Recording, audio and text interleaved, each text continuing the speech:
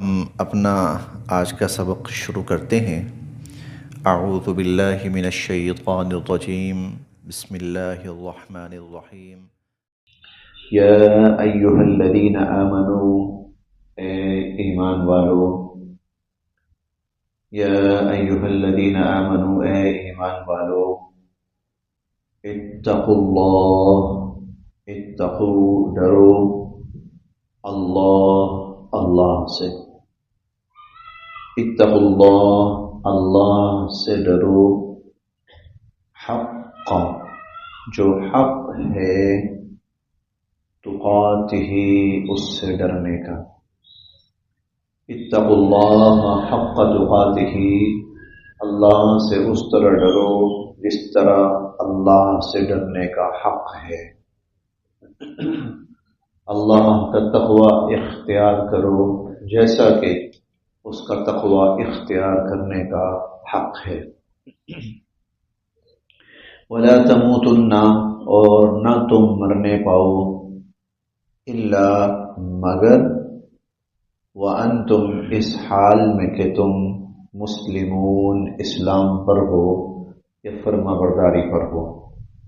وَلَا تَمُوتُنَّ إِلَّا وَأَنْتُمْ مُسْلِمُونَ، اور نہ تمہیں موت آنے پائے اور نہ تم مرنے پاؤ مگر تم اسلام کی حالت میں ہو۔ یا ایہا الذین آمنوا اتقوا اللہ حق تقاتہ، اے ایمان والو، اللہ کا تقوی اختیار کرو جیسا کہ اس کا تقوی اختیار کرنے کا حق ہے۔ اللہ کا تقوی اختیار کرنے کا یا اللہ سے ڈرنے کا کیا حق ہے؟ حق کیا ہے؟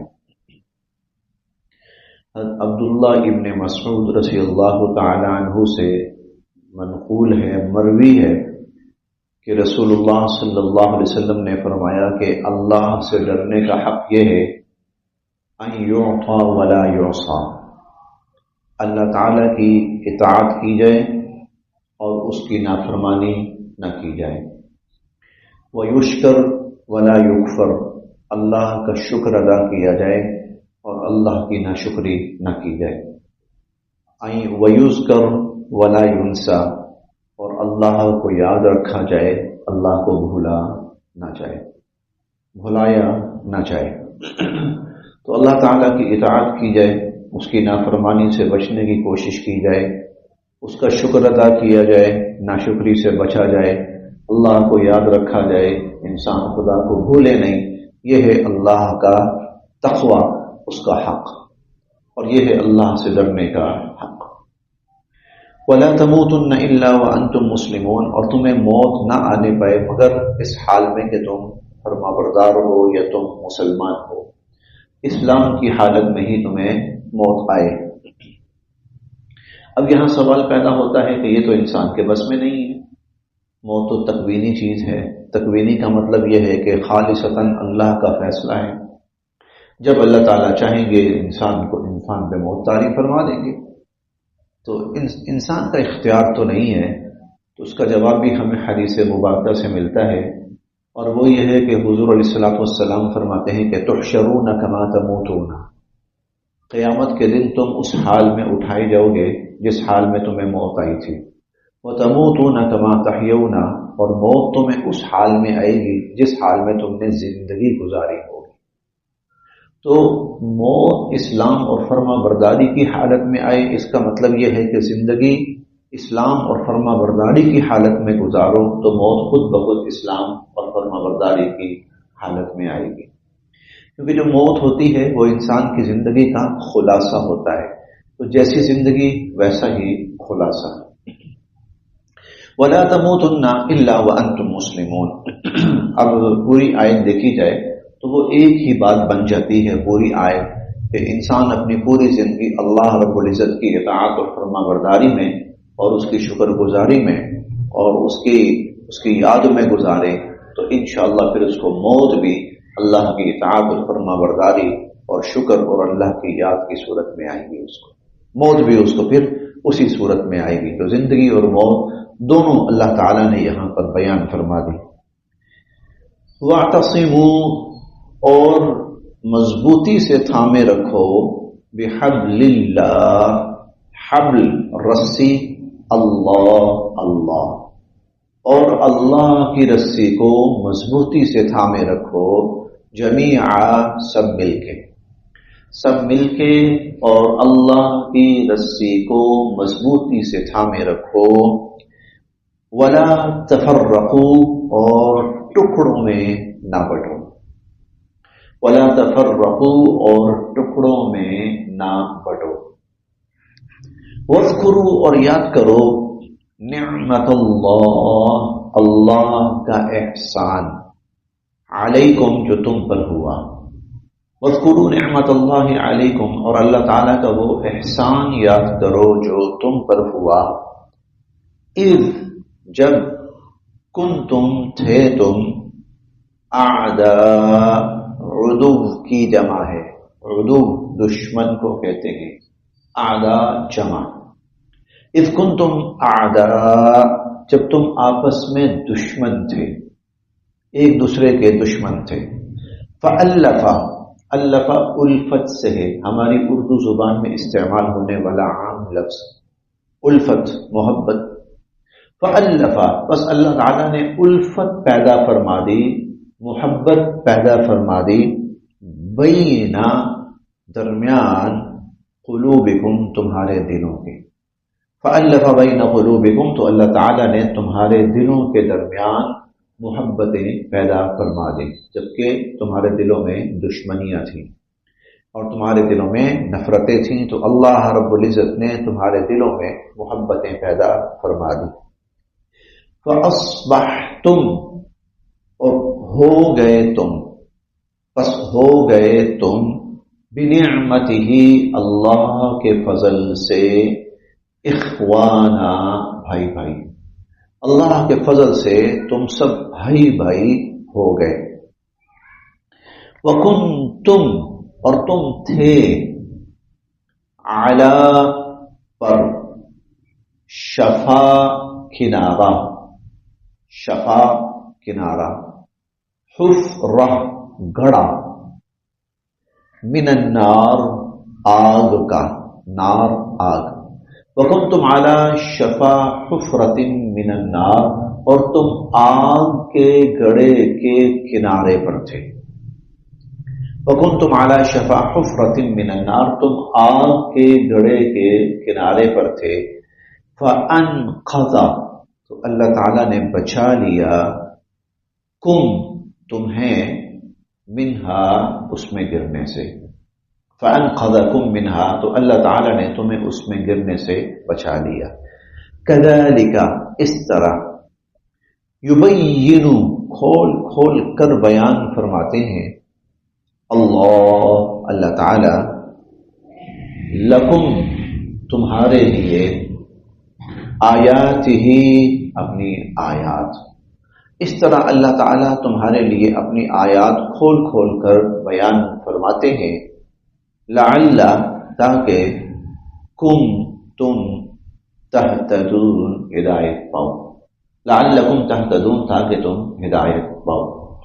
یہ آیت قرآن کریم کی بڑی اہم آیات میں سے ہے، اور اس آیت میں اللہ تعالیٰ نے امت مسلمہ کے اتحاد اور ان کے انتشار اور اتفاقی اور نا اتفاقی، اللہ تعالیٰ نے اس کی شکلیں بیان فرمائی۔ آیت شروع ہوتی ہے، وَاعْتَصِمُوا بِحَبْلِ اللَّهِ جَمِيعًا، اللہ کی رسی کو مضبوطی سے اور سب مل کر تھامے رکھو۔ یہ اللہ کی رسی کیا ہے؟ اللہ کی رسی سے کیا مراد ہے؟ چنانچہ حضور علیہ السلام خود فرماتے ہیں، القرآن هو حبل اللہ الممدود من السماء الى الارض، اللہ کی رسی سے مراد قرآن کریم ہے جو آسمان سے زمین کی طرف لٹکائی گئی ہے، آسمان سے زمین کی طرف۔ اب اللہ تعالیٰ فرماتے ہیں، یہ ہے میری رسی، تم اس کو سب مل کر اور مضبوطی سے تھام لو، سب مل کر اور مضبوطی سے تھام لو، یعنی سب قرآن کریم کے ساتھ جڑ جاؤ اور اس کی تعلیمات پر صدق دل کے ساتھ اور پورے التزام کے ساتھ اس پر عمل پیرا ہو جاؤ۔ قرآن کریم کو پڑھو، اس کو سمجھو اور اس پر عمل کرو، اور اس کی تعلیمات پہ عمل کرو۔ گویا ہم کہہ سکتے ہیں، میں آسان لفظوں میں کہہ رہا ہوں کہ اللہ رب العزت مسلم حکومتوں کو یہ حکم فرما رہے ہیں کہ تم اپنی جو عوام ہے، ملک ہے، رعایا ہے، ان کے لیے قرآن کریم کی تعلیم کا اعلیٰ ترین بندوبست کرو کہ ہر شخص قرآن پڑھنے والا ہو، کیونکہ تعلیم کا انتظام ریاستوں کی ذمہ داری ہوتی ہے۔ تو ریاست کو پابند کیا جا رہا ہے کہ وہ لوگوں کی اسلامی قرآنی تعلیم کا بندوبست کرے کہ جس میں لوگ قرآن پڑھیں اور قرآن سمجھیں۔ ظاہر ہے جب لوگ قرآن سمجھ کر آئیں گے اوپر، پڑھ کر اور سمجھ کر، تو پھر جو بھی وہ اصول، قانون، پالیسی، نظام بنائیں گے وہ قرآن کے مطابق ہوگا، کیونکہ انہوں نے قرآن کی تعلیم پڑھی، قرآن تعلیم پڑھی ہے۔ لہذا جو بھی اصول، قانون بنائیں، اس طرح پورے معاشرے کے اندر قرآن نافذ ہو جائے گا۔ جب پورے معاشرے کے اندر قرآن لاگو اور نافذ ہو جائے گا تو اللہ راضی ہوں گے، خوش ہوں گے، اللہ کی رحمتیں اور برکتیں اترے گی، اور سب مسلمان باہم متفق اور متحد ہو کر رہیں گے۔ یہ اللہ تعالیٰ، اس کو آپ انفرادی سطح پہ لیں، لیکن انفرادی سے زیادہ یہ اجتماعی سطح کا معاملہ ہے۔ گویا اس میں حکومتوں کو پابند کیا گیا ہے کہ وہ مسلمانوں کی تعلیم، قرآنی تعلیم کا بندوبست کریں، اور قرآنی تعلیم سے مراد یہ ہے کہ وہ قرآن سمجھنے والے بنیں، سب کو قرآن کی سمجھ ہو ان سب کو۔ اور انشاءاللہ جب یہ ایسا ہوگا، اور ہر شخص کو دیکھیں، حضور علیہ الصلوۃ والسلام کا زمانہ اور آپ کے بعد آپ کی ذات تو خیر ایک بالکل انفرادی حیثیت رکھتی ہے اور منفرد حیثیت رکھتی ہے، لیکن خلفائے راشدین کے زمانے میں جب لوگ قرآن سمجھے ہوئے تھے، قرآن پڑھے تھے، سمجھے ہوئے تھے، تو مرد خواتین بھی بڑے سے بڑے شخص کے سامنے جا کر اس کے کسی بھی عمل پہ کہتے تھے قرآن تو ہمیں یہ تعلیم دے رہا ہے، قرآن تو ہمیں یہ حکم دے رہا ہے، آپ یہ بات کر رہے ہیں، قرآن ہمیں اس چیز کی تلقین کر رہا ہے اور آپ ہمیں یہ کہہ رہے ہیں۔ بہت سے مواقع پر مرد تو درکنار، خواتین تک بڑے ادب کے ساتھ، بڑے احترام کے ساتھ، لیکن وہ اختلاف کرتے تھے۔ چنانچہ اس کا نتیجہ یہ ہوتا تھا کہ بڑے سے بڑا کوئی حاکم ہوتا تھا یا جو بھی ہوتا تھا، وہ اپنی غلطی تسلیم کر کے اور سامنے والے کی بات کو تسلیم کرتا تھا۔ تو اس سے کیا ہوتا تھا، قرآنی تعلیم لوگوں کے اندر عام رہتی تھی، رائج رہتی تھی۔ کئی جگہ پر ایسا ہوتا تھا کہ وہ لوگ قرآن کی صرف ایک آیت پڑھتے تھے، کوئی بہت بڑا مسئلہ پیش آ گیا تو قرآن کی ایک آیت پڑھتے تھے، قرآن کی ایک آیت پڑھتے تھے تو مسئلہ حل ہو جاتا تھا، تو کسی قسم کا انتشار اور اختلاف نہیں رہتا تھا۔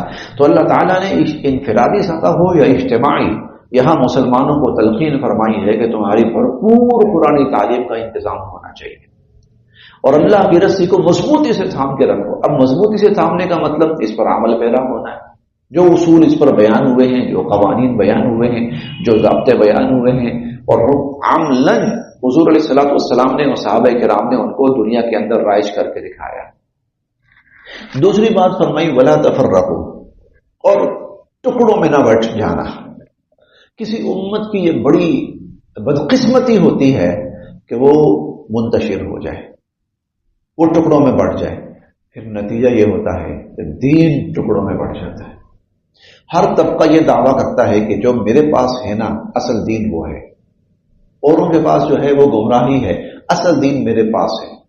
اچھا، اس کا نتیجہ کیا ہوتا ہے، لوگ بٹ جاتے ہیں ٹکڑوں میں، کچھ لوگ ایک کے ساتھ، کچھ دوسرے کے ساتھ، کچھ تیسرے کے ساتھ، کچھ چوتھے کے ساتھ، اور اس کا پھر نقصان کیا ہوتا ہے کہ امت کی طاقت منتشر ہو جاتی، امت ٹکڑے ٹکڑے ہو جاتی ہے۔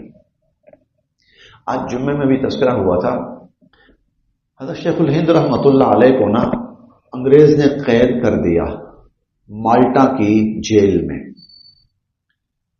تو جب وہاں سے عرصہ دراز کے بعد، کافی عرصے کے بعد جب ان کی رہائی ہوئی اور وہ واپس آئے، تو جب رہائی ہوئی اور واپس آئے تو ان کے جتنے شاگرد اور ہندوستان کے جتنا علمی طبقہ تھا وہ سب اکٹھا ہوا ان سے ملاقات کے لیے، اور ان کی استقبال کے لیے بھی اور ملاقات کے لیے بھی۔ تو کافی بڑا اجتماع تھا۔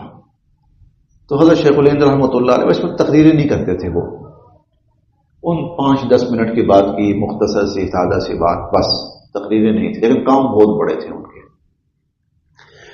تو انہوں نے کہا کہ اس قید کے دوران میں نے بڑا غور کیا کہ ہماری اس امت کی اور ہماری قوم کی پستی کی وجہ کیا ہے۔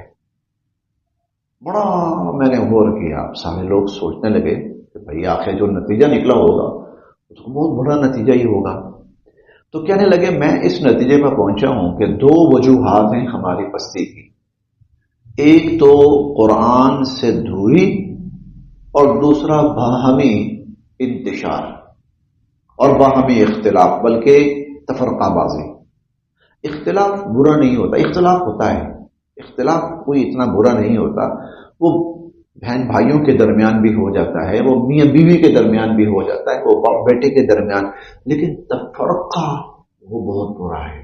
یعنی وہ اس اختلاف کی بنیاد پر لوگ ایک دوسرے سے الگ ہو جائیں، جدا ہو جائیں، یہ بہت غلط ہے۔ یہاں سے انتشار اور اللہ کی رحمت سے دوری شروع ہوتی ہے۔ تو کہنے لگے میں نے تجربہ یہ کیا ہے کہ میں نے اس نتیجے پر پہنچا ہوں کہ 2 چیزیں ہیں، ایک قرآن سے دوری اور دوسرا باہمی انتشار۔ پھر کہنے لگے کہ اب میں یہ تہیہ کر کے آیا ہوں کہ میری جتنی زندگی بچی ہے میں اس قرآن کی تعلیم کو عام کرنے کے اندر صرف کروں گا۔ چنانچہ پھر اس کے لیے انہوں نے بڑا طویل سلسلہ شروع کیا، بچوں کے لیے قرآن کی تعلیم، بڑوں کے لیے قرآن کی تعلیم، دروس قرآن ان کا اہتمام، ترجمہ قرآن کا اہتمام۔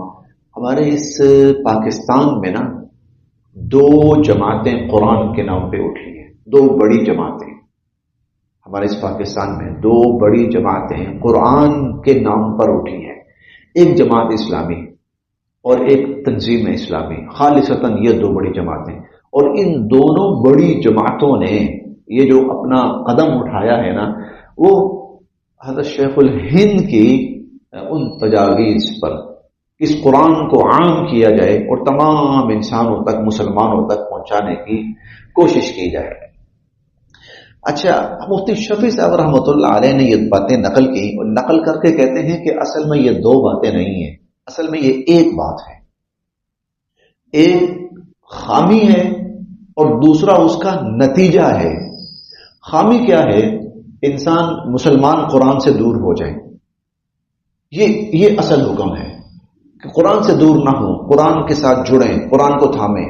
پھر کہنے لگے کہ یہ ٹکڑوں میں بٹ جانا یہ نتیجہ ہے کس چیز کا؟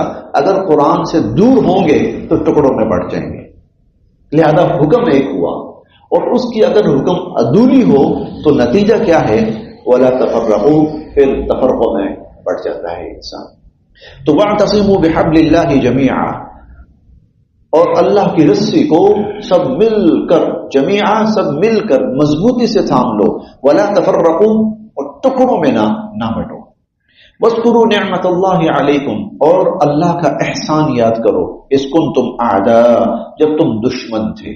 یہ اسلام سے پہلے کی بات، جو لوگ تھے مختلف ٹکڑوں میں بٹے ہوئے، فَأَلَّفَ بَيْنَ قُلُوبِكُمْ، اللہ نے تمہارے دلوں کے درمیان الفت پیدا کر دی، اور اس کا ایک بڑا سبب قرآن ہے۔ اس قرآن نے جوڑ دیا، سب کو جوڑ دیا۔ فَأَصْبَحْتُمْ بِنِعْمَتِهِ إِخْوَانًا، اور تم سب اللہ کے فضل سے بھائی بھائی بن گئے۔ وَكُنْتُمْ، اور تم تھے، عَلَى شَفَا حُفْرَةٍ مِّنَ النَّارِ، جہنم کی آگ کے گڑھے کے کنارے پر، جہنم کی آگ کا گڑھا اس کے کنارے پر تھے۔ اب ظاہر ہے جو آدمی کنارے پہ کھڑا ہوتا ہے اس کے گرنے کا بہت خدشہ ہوتا ہے، یعنی تم جہنم کی آگ میں گرا ہی چاہتے تھے کہ اللہ رب العزت نے تمہیں اسلام، قرآن، حضور علیہ الصلوۃ والسلام ان کی برکت سے فَأَنْقَذَكُم مِّنْهَا، اس جہنم کی آگ میں گرنے سے بچا لیا۔ كَذَلِكَ يُبَيِّنُ اللَّهُ، اس طرح اللہ تعالیٰ کھول کھول کر بیان فرماتے ہیں، لَكُمْ، تمہارے لیے، آیاتہ، اپنی آیات، لَعَلَّكُمْ تَهْتَدُونَ، تاکہ تم سیدھا راستہ پاؤ، تاکہ تم ہدایت پاؤ۔ وَلْتَكُنْ، اور ہونی چاہیے ہے، منکم، تم میں سے، امتن، ایک جماعت، ولتکن، اور بلکہ ضرور ہونی چاہیے، جو لام شروع میں ہے یہ تاکید کا ہے، ولتکن اور ضرور ہونی چاہیے، منکم تم میں سے، امتن ایک جماعت، یدعون جو لوگوں کو بلائے، الی الخیر خیر کی طرف، سب سے بڑی خیر اسلام ہے، خیر کی طرف یعنی اسلام کی طرف، اور عمومی طور پر ہر نیکی اور بھلائی، وَيَأْمُرُونَ اور وہ تلقین کریں، بالمعروف بھلائی کے کاموں کا، یا بھلائی کے کاموں کی، وہ بھلائی کے کاموں کی تلقین کریں، امر بالمعروف کریں، وَيَنْهَوْنَ اور وہ روکیں، عن المنکر برائی سے، وَيَنْهَوْنَ عن المنکر اور وہ برائی سے روکیں، وَأُولَئِكَ اور وہی ہم المفلحون کامیاب ہونے والے، فلاح پانے والے ہیں۔